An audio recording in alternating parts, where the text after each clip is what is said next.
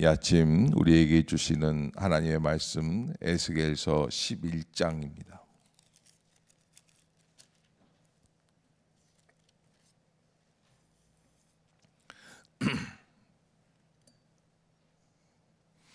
에스겔서 11장 한 절씩 교독합시다. 그때에 주의 영이 나를 들어올려서 여호와의 전 동문 곧 동향한 문에 이르시기로 보니 그 문에 사람이 25명이 있는데 내가 그 중에서 아술의 아들 야사냐와 분하야의 아들 블라다를 보았으니 그들은 백성의 고관이라.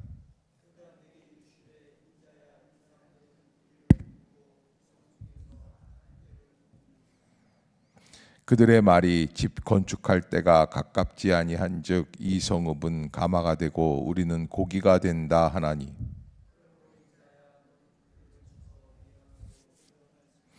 여호와의 영이 내게 임하여 이르시되 너는 말하기를 여호와의 말씀에 이스라엘 족속아 너희가 이렇게 말하였도다.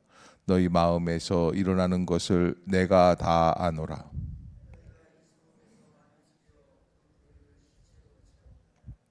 그러므로 주 여호와께서 이같이 말씀하셨느니라.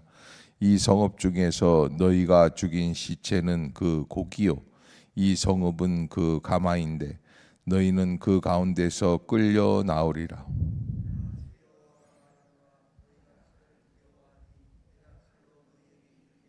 너희를 그 성읍 가운데서 끌어내어 타국인의 손에 넘겨 너희에게 벌을 내리리니,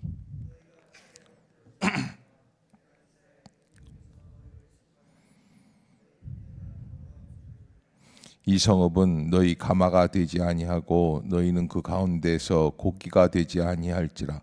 내가 너희를 이스라엘 변경에서 심판하리니,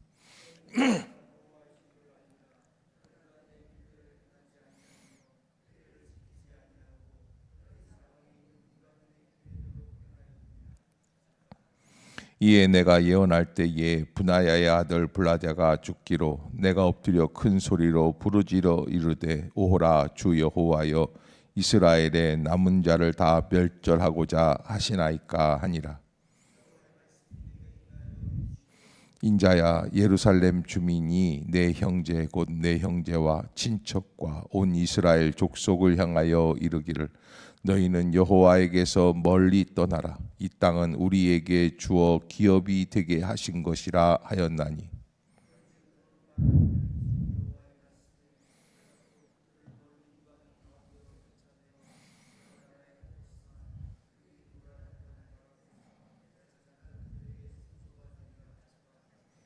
너는 또 말하기를 주 여호와의 말씀에 내가 너희를 만민 가운데서 모으며 너희를 흩은 여러 나라 가운데에서 모아내고 이스라엘 땅을 너희에게 주리라 하셨다 하라.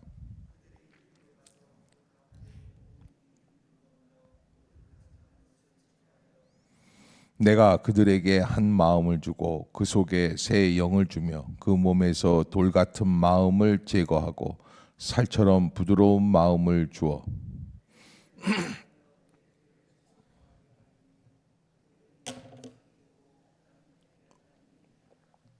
그러나 미운 것과 가증한 것을 마음으로 따르는 자는 내가 그 행위대로 그 머리에 갚으리라. 나 주 여호와의 말이니라.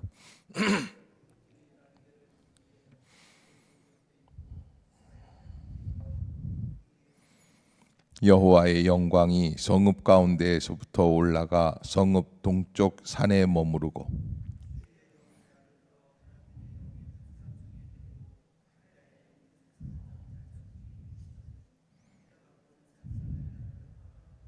함께 봅니다. 내가 사로잡힌 자에게 여호와께서 내게 보이신 모든 일을 말하니라. 아멘. 할렐루야. 이 아침 주의 전을 찾으신 여러분들에게 하나님의 은혜와 평강이 함께 하시기를 축복합니다. 오늘 에스겔서 11장 심판과 구원이라고 하는 주제 속에서 하나님께서 어떻게 이스라엘 백성들을 인도하고 계시는가. 그런데 하나님께서 구원을 이루게 하실 때에는 이런 것도 있다는 거예요. 뭐냐? 심판을 통한 구원이라는 거예요. 그래서 사실은 모든 것을 용서하시고 모든 것을 참아주시고 모든 것을 인도하시는 주님이시지만, 그러나 그 과정 속에서 마치 이스라엘 백성들이 애굽에서부터 나와서 광야에서 40년을 머물게 되죠. 여러분, 이스라엘 백성들이 광야에서 40년 동안 머물게 된 이유가 어디에 있습니까? 사실은 사람이 그냥 걸어가면은 한 달 아니면 애굽에서부터 가나안 땅까지 이를 수가 있습니다. 그런데 하나님께서는 이스라엘 백성을 40년 동안 광야에서 방황하게 하셨어요. 왜 그렇습니까? 가데스 바네아라고 하는 자리에서 가나안 땅을 정탐하게 돼요. 이게 출애굽 초기에 있었던 일인데, 시내산에서 말씀을 받고 십계명을 받은 다음에 이들이 나아가서 가데스 바네아까지, 그러니까 약속의 땅 가나안의 바로 아래까지 가가지고 거기에서 모여서 12 정탐꾼을 가나안 땅에 보내요. 갔다 와서 난리가 났습니다. 왜? 첫 번째, 너무 좋아하세요. 메고 왔는데 포도 송이를 메고 왔는데 포도송이를 두 남자가 메고 온 거예요. 어마어마하게 큰 포도송이가, 그러니까 주님이 말씀해 주신 그대로 젖과 꿀이 흐르는 그런 땅이다. 두 번째, 그러나 그 땅에는 무슨 족속이 있어요? 거인 족속들이 있어요. 그래서 우리가 언제 그들에게 짓밟혀 죽을지 모르겠어요. 그 뭐라 그러냐면 정탐꾼들이, 우리가 보기에도 우리는 그들 앞에서 메뚜기 같더라라는 얘기를 해요. 그래서 자, 사람들이 보면은 첫 번째, 하나님이 주신 약속의 땅이 얼마나 아름답고 귀한지 이거에 생각하지 않고 무엇만 생각하는 거예요? 우리는 이제 메뚜기 같은 존재라 그 사람들에게 짓밟혀 죽게 될 것이다. 그게 메뚜기의 정체성이에요. 나를 어떻게 바라보느냐라는 건데, 믿음의 정체성은 무엇을 통한 정체성이냐면 하나님 아버지를 통한 내 눈으로, 믿음의 눈으로 바라보는 거예요. 아하, 하나님이 계시니까 나는 앞으로 잘 될 것 같아 라고 하는 그런 정체성이 있는가 반면에, 야, 나는 이거 교회 다니느라고 뭐 공부도 못하고 어떻게 뭐도 못하고 돈도 못 벌고 앞으로 이제 캄캄하다, 이렇게 생각하는 정체성이 있는 거예요. 우리가 인간적인 방법으로 생각을 할 때, 인간적인 눈으로 생각한다면 바로 그런 모든 것 안에서 하나님은 그들을 심판하실 수밖에 없는 거예요. 그래서 가데스 바네아에서 하나님이 뭐라고 그러시냐면, 너희들이 앞으로 지금 1세대, 출애굽 1세대, 지금 하나님께서 주신 땅을 불평하고 원망했던 그 1세대가 다 죽을 때까지 약속의 땅에 들어가지 못한다. 40년 동안 여호수아와 갈렙을 제외하고 출애굽을 했던 모든 1세대는 다 죽을 거예요. 그래서 40년을 방황한 거예요. 그리고 하나님의 구원이 다음 세대에 가서 이루어지게 돼요. 그러니까 여러분, 분명한 거는 하나님께서 우리에게 주신 구원의 은혜의 역사들을 믿음의 눈으로 잘 바라보는 그런 진실되고 순종하는 마음이 없으면 이건 아무것도 아니에요. 그래서 히브리서 기자는 뭐라고 그래요? 믿음이 없이는 하나님을 기쁘시게 하지 못하나니 하나님께 나아가는 자는 반드시 그가 계신 것과 또한 그가 자기를 찾는 자들에게 상 주시는 이심을 어떻게 해야 된다? 믿어야 할지니라. 여러분, 믿음을 통하여 구원을 얻는 거예요. 그런데 지금 우리가 하나님께서 주신 그 은혜의 역사들을 바라보지는 않고 계속 불평과 원망만 하는 거예요. 판단만 하고 정죄만 하는 거예요. 그래서 가데스 바네아에서 모세를 막 죽이자고 하기도 하고, 왜 여기까지 데리고 왔느냐, 우리가 그 거인 족속들에 의해서 우리가 메뚜기 같은 그런 밥이 돼야 되겠느냐, 뭐 이런 식으로 계속 불평하니까 하나님이 그들을 다시 돌아가게 하는 거예요. 가데스 바네아 그 사건이 바로 그런 사건이에요. 그래서 그것 때문에 거기에서 40년이 결정이 나요. 하나님은 우리를 구원하실 때 무엇을 통하여 구원하시기도 하신다? 심판을 통하여. 그래서 불평하고 원망하던 세대는 다 광야에서 어떻게 됩니까? 죽게 돼 있어요. 그 한 가지 우리가 구원의 일을 내면 어떻게 해야 되느냐라고 하는 건데, 그거는 가장 중요한 게 그거예요. 우리의 눈이 주님 안에서 온전히 회복되는 길밖에는 없어요. 그래서 하나님이 주시는 거에 대해서 감사함으로, 아멘. 거기에 은혜가 있어요. 그게 내가 하나님께 감사하지 사람들 때문에 감사, 뭐 이런 분들도 있고요. 예. 그래서 그걸 아주 명확하게 하려고 할 때가 있어요. 그러나 그런 게 아니에요. 그래서 우리가 항상 믿음 생활할 때 모든 것이 주께로부터 왔습니다 라고 하는 그런 믿음의 고백 속에서 감사하기 시작하는, 작은 것서부터 감사하고 옆에 있는 것서부터 감사하고, 그렇게 감사가 시작이 되어야 그 가데스 바네아와 같은 광야의 혹독한 시험을 뛰어넘어갈 수 있습니다. 오늘 본문에서도 에스겔서 11장도 마찬가지입니다. 지금 이스라엘 땅에 남아있는 하나님의 역사들, 지금 이스라엘이 이렇게 뭐라 그럴까요? 그러니까 거의 다 멸망했어요. 벌써 이제 망하고 있는 거예요. 그런데 이 멸망을 통해서 하나님의 역사가 어떻게 시작이 될 것인가라고 하는 그런 말씀들을 하고 있어요. 12절을 먼저 보면은, 그런데도 불구하고 멸망에 다 임박해 있는데도 불구하고 이스라엘 백성들이 어떤 길로 가고 있느냐. 아까도 제가 말씀드렸죠. 가데스 바네아에서 이스라엘 백성들이 세상적인 눈으로 판단을 하는 거예요.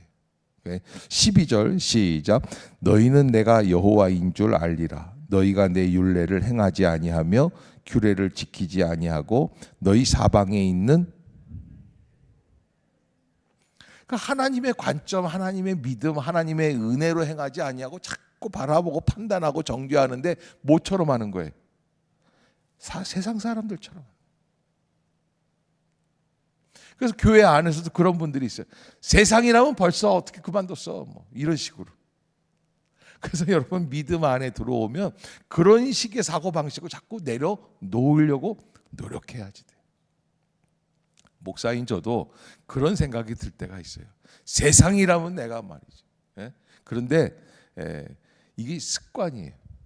그래서 자꾸 그렇게 하다 보면 나중에는요, 자동적으로 세상적으로 계산하게 돼 있어요. 그러지 마세요. 아멘. 여러분들이 꼭 잊지 마세요.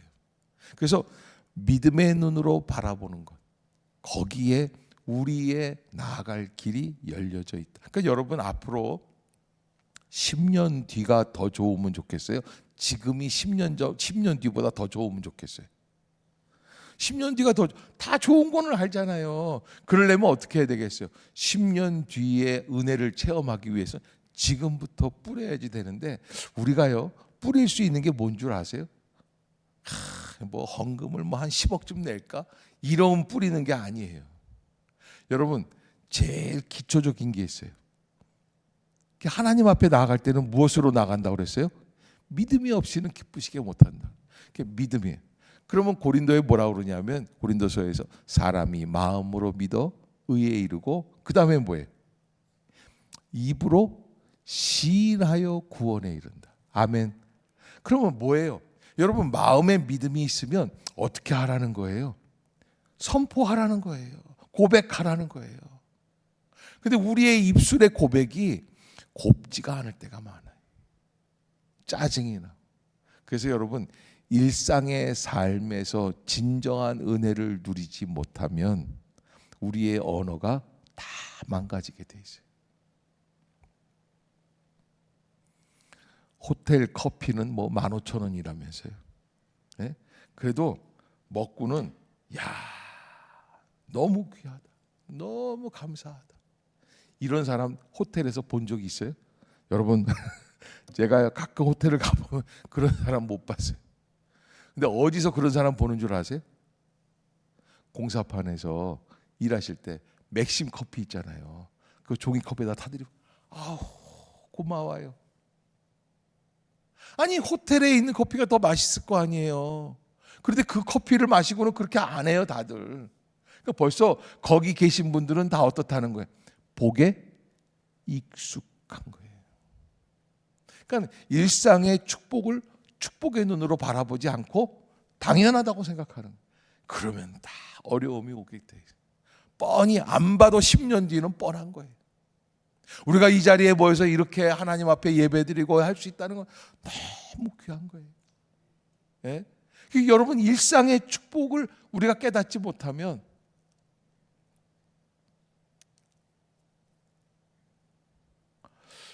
뭐 태국 산지족들 갔다 와서 이렇게 비교를 해보면 우리 아이들 세대가 또 우리 세대가 지금 여기에서 이렇게 받는 축복들이 얼마나 귀한 것인지.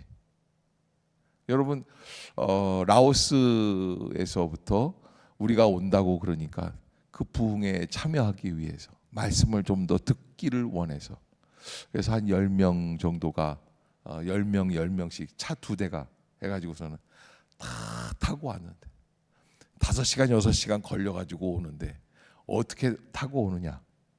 여러분, 만약에 교회에 오는데 오늘 새벽에도 뒤 트렁크 저기 있잖아요. 이제 짐 실는 칸 거기에 타고 오라 그러면 타고 오겠어요, 여러분? 저 거기서 잠깐씩 밖에 나갔다 올 때 그 트럭 뒤에 타고 다녔어요. 왜? 지금 강사들이 몇 사람이 있는데 거기 사람이 많으니까 내 차지가 안 오더라고요. 그렇다고 또 제 성격에 저같이 이렇게 착한 사람이 너는 내 대신 들어가라. 내가 너보다 안수도 많이 받고 먼저 받고 그래서 선배니까 이렇게 할 수는 없죠. 저는 또 그런 사람이 아닙니다. 웃자고 얘기하는데 저 죽자고 달려드는 사람들이 있어요.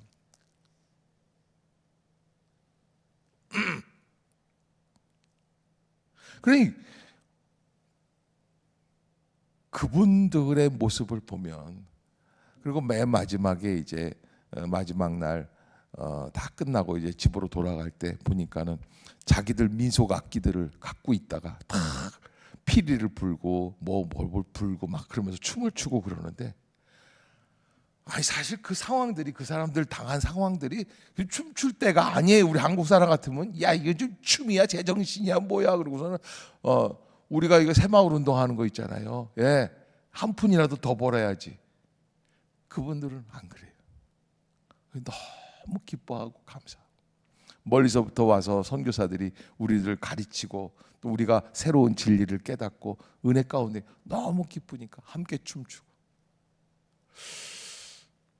그래서 사실 뭐가 있다고 누리고 좋아하고 기뻐하는 거는 그거는 저급의 신앙이고, 진정한 신앙은 뭐예요? 하나님 때문에 감사하는 거예요. 아멘. 그래서 여기 보면은 하나님이 심판을 하세요. 근데 어떤 사람들을 심판하시느냐?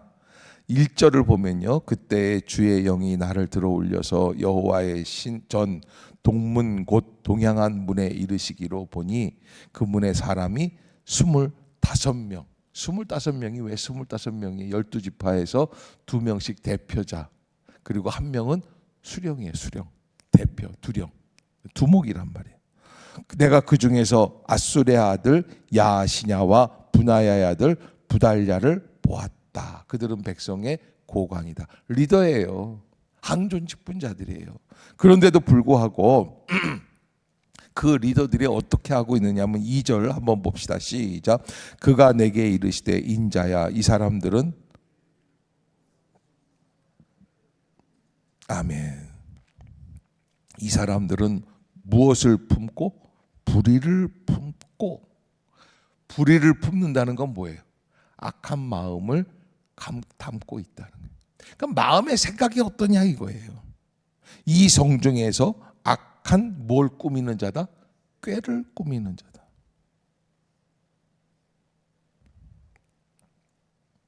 그래서 하나님은 그런 사람들을 뭐라고 그러냐면 4절에 그러므로 인자야 너는 그들을 쳐서 예언하고 예언할지니라. 하나님께서 그들을 쳐서 심판하시겠다는, 하나님의 구원의 여러 가지지만 악한 생각들을 품고 그 불의를 버리지 않는 자들은 하나님이 어떻게 하신다는 거예요? 죽여서라도 구원에 이르게 하시겠다는 거예요. 그것이 하나님의 심판의 역사입니다. 예루살렘은 그 자체로 우상 덩어리가 됐어요.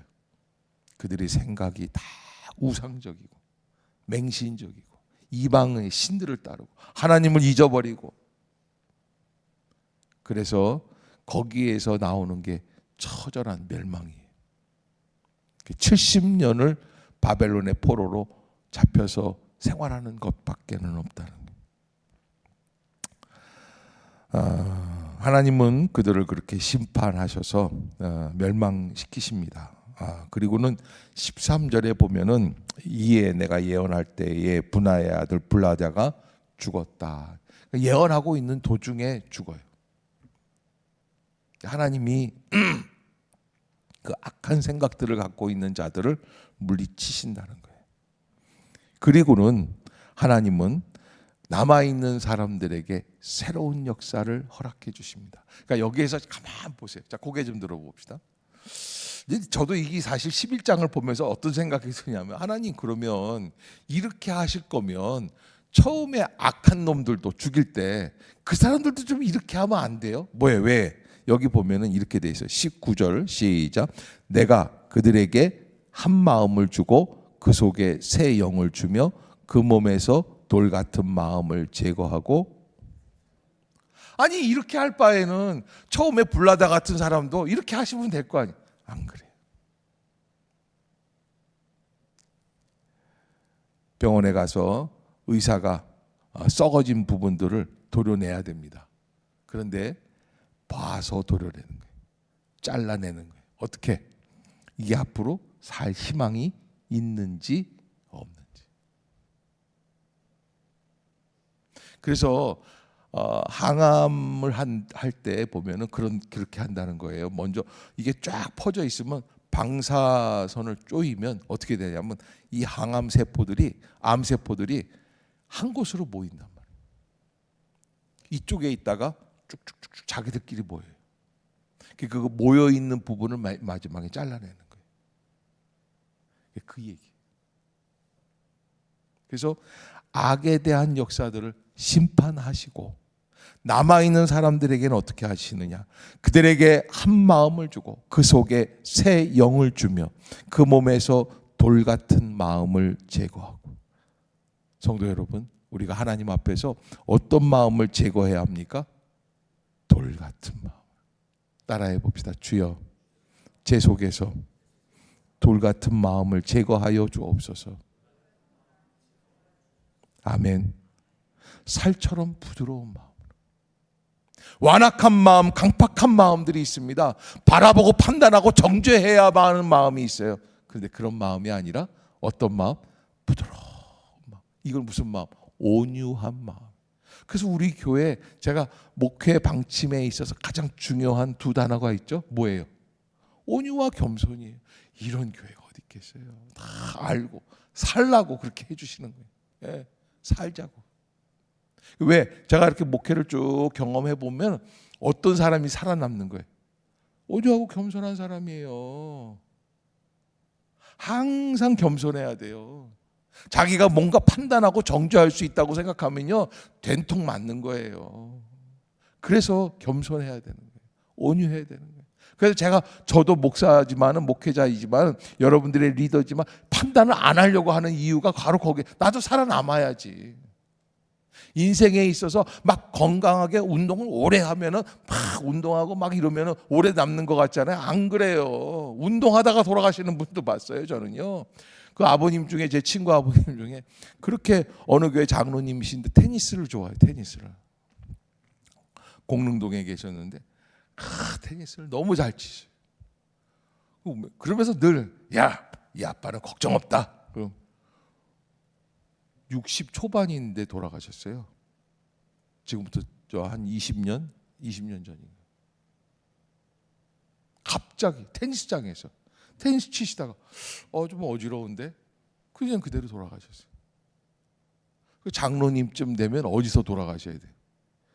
기도하시다가 돌아가지. 뭐, 교회에서 돌아가시면 큰일 나지. 그것도 객사인데 어떻게 보면은. 예. 그래서 아니 그래요. 그래서 제가 뭐 좀 체격이 있다고 그래가지고 배가 나왔다 그래서 운동하지 말자는 얘기가 아니라 우리의 인간적인 기준, 예? 우리의 인간적으로 생각할 때 보면은 뭐 운동을 하고 돈을 많이 모아야 안 그렇다니까요. 저는 1,000억을 갖고 있는 분도 누리지 못하고 마침내 우리 곁을 떠나는 분들도 봤어요. 모은다고 누리는 게 아니에요. 웬만하면 모은 거 있으면 다 갖고 오세요. 예, 모은다고 누리는 게 아니에요. 예, 우리가 참 중요한 거, 하나님께서는 돌 같은 마음을 제거하고 살처럼 부드러운 마음을 주신다. 그때 살 길이 열려요. 자, 여러분, 우리 어머님들은 옛날에 어떻게 됐냐면 집에서 밥을 하잖아요. 밥을 하면은 제일 맛있는 밥을 이렇게 쓱쓱 해가지고 밥을 이렇게 퍼가지고서는 이렇게 주걱으로 이렇게 해서 모으잖아요. 예쁘게 해가지고 제일 먼저 밥은 누굴 드려요? 남편을 드렸어요. 남편. 그리고서는 아들들 밥을 다 이렇게 해서 이렇게 식구수대로 한 다음에는 맨 마지막에 누룽지 이렇게 남아 있는 거 있잖아요. 물 붓고 그건 누가 먹어요? 엄마가 드셨어요. 엄마. 근데 누가 오래 살아요? 그거 밑에 깐 거 들은 거 드신 분들이 오래 살아요. 그래서 저도 언젠가부터 눈치를 채고 제가 좋아하는 게 누룽지잖아요. 그래서 좋아하는 거예요. 깔린 거 먹는 게 사실 오래 살더라고요. 뭐 대우받는다고 이거 내 거부터 푸고 뭐 이렇게 그게 안 그래요. 마음을 돌처럼 갖지 마세요. 새 영을 창조하시는 은혜의 마음, 살처럼 부드러운 마음, 하나님의 은혜 안에 거하세요. 그게 살 길입니다. 더 나아가서 20절에 보면 내 율례를 따라라 그러세요. 아까 12절에는 뭐라고 그랬어요? 누구의 규례대로 행하고 있어요? 세상 사람들처럼 살아가요. 로마서 12장에 뭐라고 그러니까 바울이 너희는 이 세대를 본받지 말고 오직 마음을 새롭게 하여 변화를 받아 하나님의 선하시고 의로우신 뜻이 무엇인지 분별하도록 하라. 여러분, 우리가 하나님 앞에 따라가야 할 규례가 무엇입니까? 하나님의 율례입니다. 이방인의 규례가 아닙니다. 세상적인 가치관이 아닙니다. 그게 우리의 살 길이 아닙니다. 세상적인 출세가 문제가 아니라는 것이 아주 분명해지는 거예요. 내 율례를 따르며 내 규례를 지켜 행하게 하라. 그들은 내 백성이 되고 나는 그들의 하나님이 되리라. 아멘. 아멘. 그런데 하나님이 여기 좀 뒤끝이 있게 말씀을 하셨어요. 21절 시작.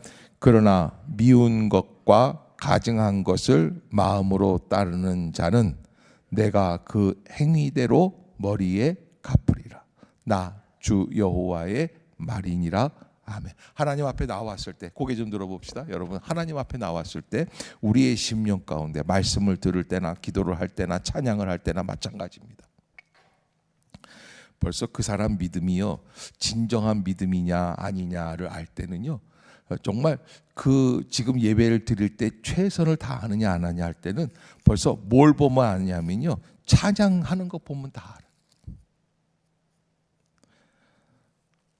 벌써 마음이 닫혀 있으면요 만왕의 왕 내 주께서 왜 안 나왔으니까 안 할 수는 없고 그냥 겨우겨우 한다. 근데 은혜가 있으면요 아무리 힘들어도요 만왕의 왕 다르다니까요. 말씀을 듣는 자세가 달라요. 바라보는 눈이 달라요. 여러분, 제가 이렇게 얘기할 때 돌이키세요. 저는요 이번에 태국 갔다 와서 그분들의 자세를 보고 사실은 우리가 60년대, 70년대, 80년대 이런 눈을 갖고 있었는데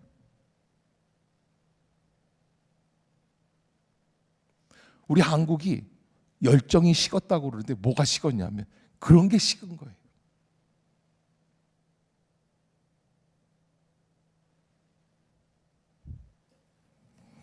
하나님은 미운 것, 가증한 것을 마음으로 따르는. 만약에 목사님이 한 1,000만 원짜리 롤렉스 시계를 내가 이번에 사실 좀 시간이 있으면 거기 뭐 야시장 이런 데 가가지고 그런 거 한번 짝퉁을 한번 사보고 싶었어요. 롤렉스. 내가 그랬어. 거기 있는 선교사님한테 여기 이런 거 없으니까 그분이 피식 웃으면서 목사님 그런 거 뭐해요? 왜? 내가 한번 가서 보여주려고 그래. 탁 롤렉스를 탁 보고 착 하면은 아마 바라보는 눈이 다를 거예요. 여러분 찬양하면 이런 거 찹니다. 그러면 아마 벌써 눈들이 그냥 탁 이렇게 해가지고서는 그게 세상을 따르는 마음. 그러지 마세요. 처음의 신앙으로 다시 돌아갑시다. 조건 없이 주님을 믿고 의지하는 소년과 같은 예쁜 마음. 그게 살 길이에요. 아무리 환난이 와도요, 심판이 있어도요, 멸망할 사람들은 미운 것, 가증한 것을 마음속으로 따릅니다. 내가 그 행위대로 머리에 갚으리라 그래요. 하나님 앞에서 하나님이 주신 이 말씀들을 잊지 마시고 믿음으로 다시 시작하시는 그런 귀한 계절이 되시기를 주의 이름으로 축복합니다. 기도하겠습니다.